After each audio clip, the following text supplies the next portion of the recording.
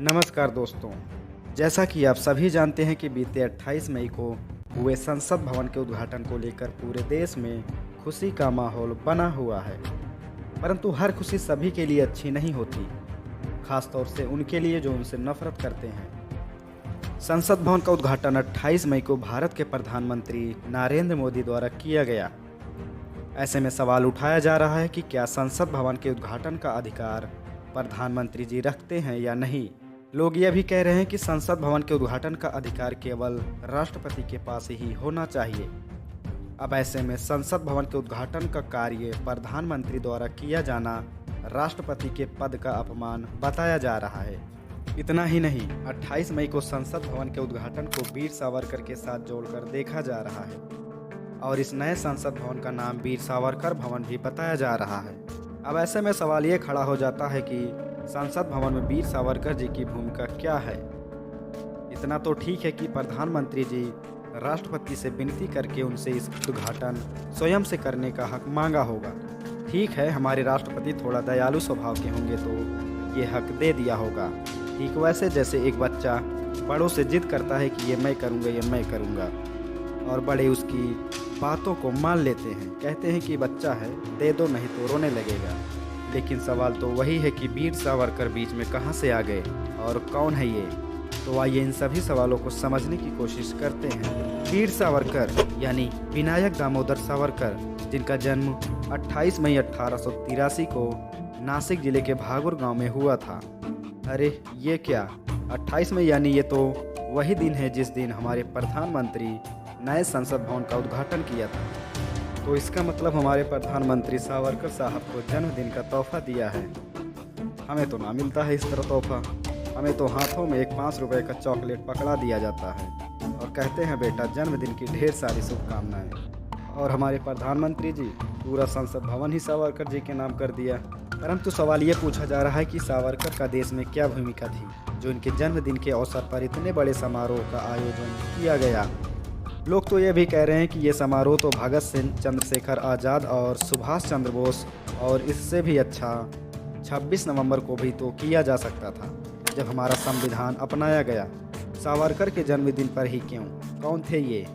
सावरकर के समर्थन में लोग इन्हें स्वतंत्रता सेनानी बताते हैं, तो वहीं सावरकर का विरोध करने वाले लोग इन्हें देशद्रोही या कायर कहकर संबोधित करते हैं।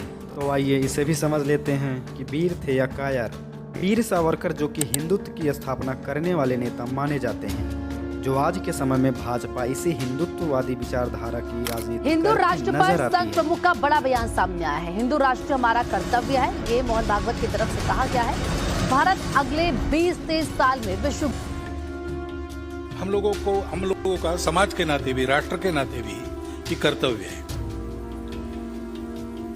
भारतवासी के नाते, हिंदू राष्ट्र के घटक के नाते ये देश बड़ा हो, विश्वगुरु बने, ये मुझे लगता है। हिंदू राष्ट्रवाद शब्द की उत्पत्ति ब्रिटिश साम्राज्य के विरुद्ध भारत में स्वतंत्रता संग्राम के दौरान हुई और इसका जनक सावरकर को माना जाता है। इसी हिंदू राष्ट्रवादी मानसिकता ने भारत के अंदर कई सारे राष्ट्रवाद को जन्म दिया, जैसे कि मुस्लिम राष्ट्रवाद, सिख राष्ट्रवाद, ईसाई राष्ट्रवाद, जो कि अपने आप में एक बड़ी समस्या है। और यह समस्या स्वतंत्रता संग्राम के दौरान बड़े पैमाने पर देखा गया, जहां पर मुस्लिम लीग और हिंदू राष्ट्रवाद जैसे दो विचारधाराओं का आगाज हुआ और इसका एकमात्र जिम्मेदार सावरकर को माना जा सकता है। इसी का परिणाम है कि पाकिस्तान जैसे अलग मुल्क का जन्म हुआ, क्योंकि उनका मानना था कि हिंदू और मुस्लिम दो अलग राष्ट्र हैं। और यह बात उन्होंने 1937 में हिंदू महासभा के 19वें अधिवेशन में अपने भाषण में कहा था।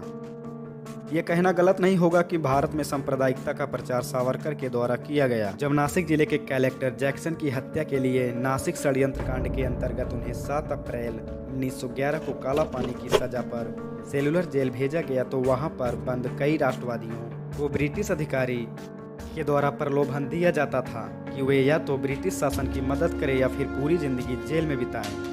तब कई लोग ब्रिटिश शासन के इस प्रस्ताव को स्वीकार कर लिया, जिनमें सावरकर भी शामिल थे।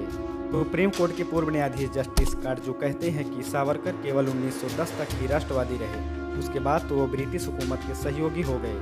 1942 में जब भारत छोड़ो आंदोलन की शुरुआत हुई तो सावरकर ने उसकी आलोचना की और कहा कि ब्रिटिश सरकार की अवज्ञा न करे। इतना ही नहीं, जब नेताजी सुभाष चंद्र बोस जर्मनी और जापान की मदद से भारत को आज़ाद करने का प्रयास कर रहे थे, तो यही हिंदू राष्ट्रवादी सहयोग करने के बजाय ब्रिटिश साम्राज्य का सहयोग करने में लगे थे। उस दौरान सावरकर ने ब्रिटिश सैन्य क्षमता बढ़ाने में भारत में हिंदुओं को ब्रिटिश सेना में शामिल होने के लिए गुहार लगाई।